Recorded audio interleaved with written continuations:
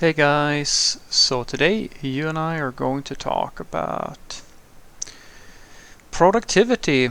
So let's get into it. So the question in question was very similar to my last one, I think. Hi Frederick.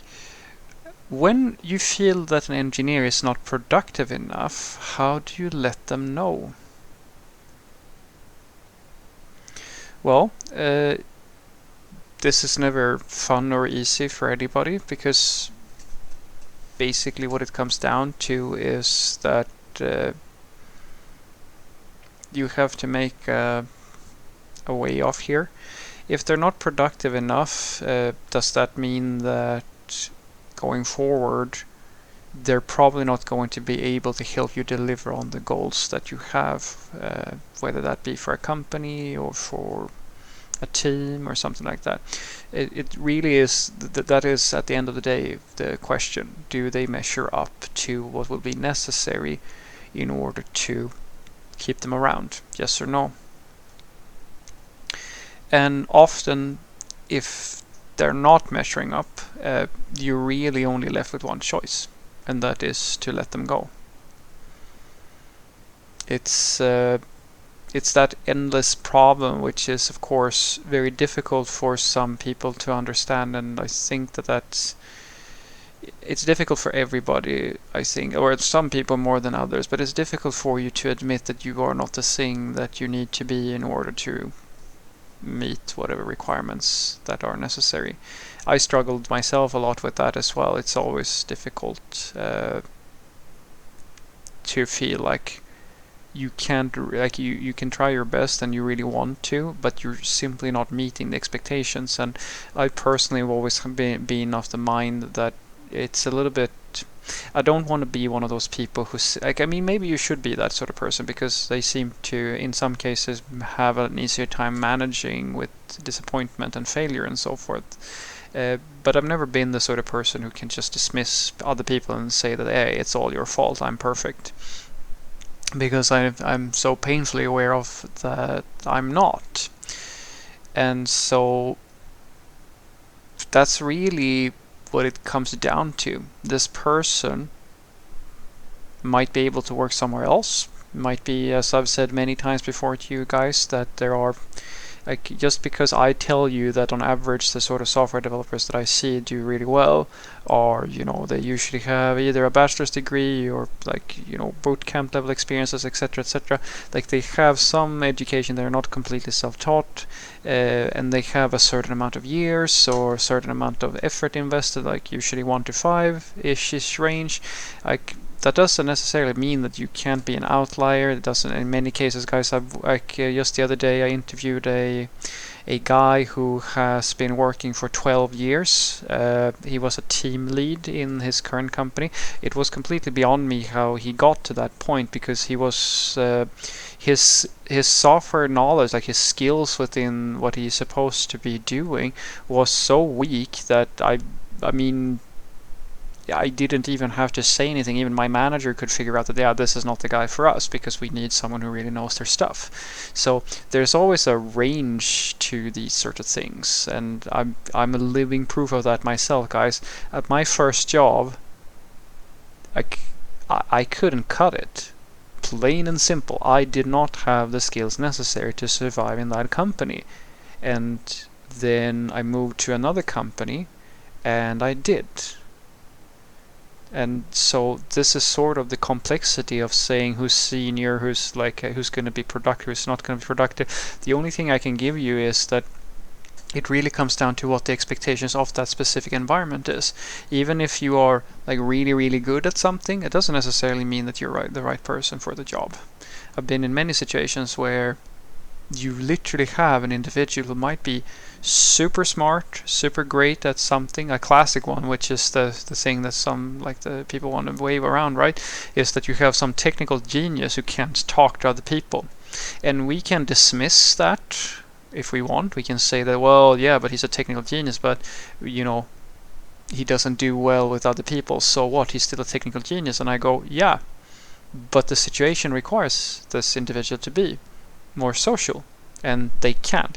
Like, you can try to minimize it. You can try to dismiss it. And trust me, guys, there are so many people who do that, especially when you get up to the higher levels. You go and talk to some architects who don't know the first fucking thing about tech. I promise you, they will minify everything that has to do with the actual work because it's quote unquote beneath them. But the reality is that for all that posturing, all of that swagger, like all that arrogance, it only comes down to one thing. They cannot do this. They will talk as if they can do it. They will pretend like they can do it. But when you look at the results, they fail to measure up. And they justify it in all kinds of ways. But that is at the end of the day what it comes down to. And so the way that you do this, in my opinion, is that you try to have that perspective. You don't attack this individual. Try ideally to treat it as a little bit as, good parenting. Before you get angry with your kid, if they're misbehaving, address the issue before it gets to that point. Because when you get frustrated and angry, you let your emotions take over. So the way that I've done this before, it depends, of course, if I'm in a position to do this or not. If I'm the person who's responsible for this, or if it's some other manager, I usually just raise it in a very calm, relaxed manner, and you disconnect yourself from it, because it's quote unquote not personal, it's just business. The reality is it's the same thing as, with anything. You need something that this person is unable to do. And then when you talk to them, you basically say that, well, unfortunately, if you want to give them a really nice time, you sit them down and say that, unfortunately, we're going to have to discontinue your employment, we're going to have to move over to someone else, etc., etc. And then you talk them through it. It's a little bit like, if some people are, as I said, they don't really care about this stuff, and they will just move on. And some people take it very harshly, very, very roughly, right? And so I suggest that you try to just look at it as that.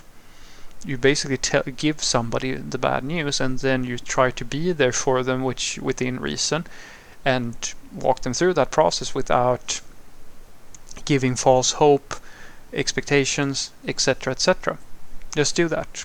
That's my suggestion. And try to, as I said, understand that this person it's not a bad person. It's not someone. You don't be angry at this individual for not meeting expectations, and don't you yourself feel bad for not, giving them a shot, because you are giving them a shot. But the reality is that you have a choice here. The choice is either to keep them around and live with the consequences, trying to bridge that fact that they can't meet expectations, or letting them go. These are the options. It's nobody's fault. It is what it is, unfortunately.